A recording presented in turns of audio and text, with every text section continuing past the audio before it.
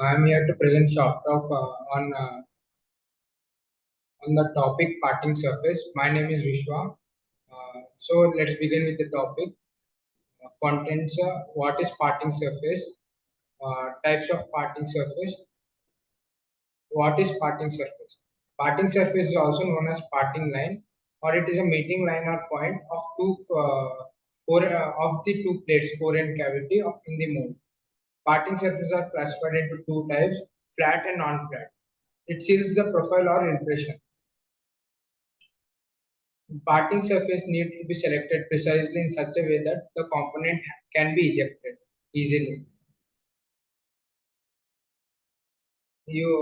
This is core and cavity, and you can see the component. It can be easy. It is easily ejected. There are four types of parting surfaces: flat or straight, stepped parting surface, angled parting surface, profiled parting surface. Flat parting surface. In the flat parting surface, the surface of parting is flat and doesn't have any kind of profile or contour on it.